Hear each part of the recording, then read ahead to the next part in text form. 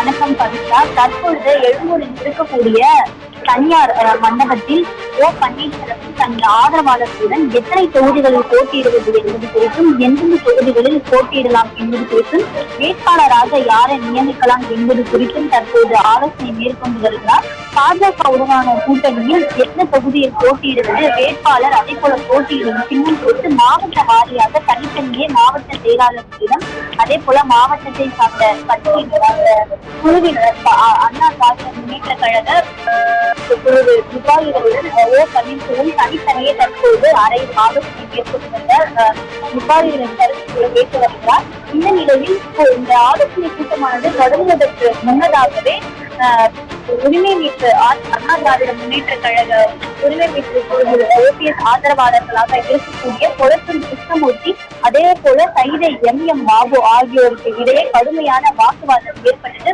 குறிப்பாக அதிமுக கட்சியானது 4 பாகங்களாக உடைந்து காணப்படுகிறது. இந்த நிலையில் கட்சியானது சிதறந்து காணப்படுகிறது. இந்த நிலையில் ஏற்கனவே தொண்டர்களிடையே பெரும் அதிர்ச்சியானது நிலவி வருகிறது. இந்த நிலையில் தற்பொழுது பாஜகவுடன் கூட்டணி என பன்னீர்செல்வம் அறிவித்திருந்தார். தற்போது பாஜகவுடனான கூட்டணியில் தொகுதி பங்கீடு குறித்ததான பேச்சுவார்த்தை 3 கட்டங்களாகவும் நடைபெற்று இருக்கிறது. இந்த 3 கட்டங்களாக பேச்சுவார்த்தையானது நடைபெற்ற இருந்துமே கூட இன்னும் எந்த தொகுதியில் போட்டியிடுவது, எத்தனை தொகுதி ஒதுக்கப்பட்டிருக்கிறது என்பது குறித்து இன்னுமே இறுதியாக முடிவு எடுக்கப்படவில்லை. குறிப்பாக நாடாளுமன்ற தேர்தல் தேதியும் அறிவிக்கப்பட்டு தேர்தல் நடத்தை விதிமுறைகளும் அமலுக்கு வந்திருக்கிறது. இந்த நிலையில் அனைத்து கட்சிகளுமே தேர்தல் இறுதிக்கட்ட பணிகளை நிறைவு செய்திருக்கிற நிலையில் பன்னீர்செல்வம் தற்போது பாஜகவிடம் 3 தொகுதிகளை கேட்டிருப்பதாகவும், ஆனால் பாஜக ஒரு தொகுதி மட்டுமே தர இருப்பதாகவும், 3 தொகுதிகள் தர மறுப்பதாகவும் தெரிவிக்கப்படுகிறது. இந்த நிலையில் பன்னீர்செல்வத்திற்கு இந்த சின்னம் தடை செய்யப்பட்டிருக்கிறது. அதிமுக சின்னம், இரட்டை இலை சின்னம், அதே போல அந்த லெட்டர் பேடு, இந்த பேனர் உள்ளிட்டவற்றை பயன்படுத்துவதற்கு பன்னீர்செல்வத்திற்கு சென்னை உயர்நீதிமன்றமானது நிரந்தர தடை விதித்திருக்கிறது. இதுவே தொண்டர்கள் மத்தியில் பெரும் பரபரப்பை ஏற்படுத்தியிருக்கிறது.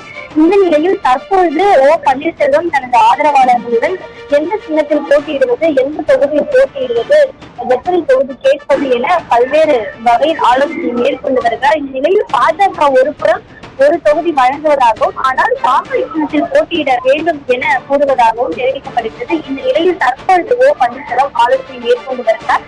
இன்று நடைபெறக்கூடிய இந்த ஆலோசனை கூட்டத்தில் குறைந்த அளவிலேயே நிர்வாகிகள் பங்கேற்கின்றனர். சில முக்கியமான நிர்வாகிகள் பங்கேற்கவில்லை என்பது குறிப்பிடத்தக்கது. இந்த நிலையில் ஆலோசனை கூட்டம் தொடங்குவதற்கு முன்னதாகவே அண்ணா திராவிட முன்னேற்ற கழக உரிமை மீட்பு குழுவில் ஓபிஎஸ் உடன் ஆதரவாளர்களாக இருந்து வரக்கூடிய கொளத்தூர் கிருஷ்ணமூர்த்தி, சைதை எம் பாபு ஆகியோருக்கு இடையே கடும் வாக்குவாதம் ஏற்பட்டு இருவருக்குடையே தன்னமுண்டானது ஏற்பட்டது.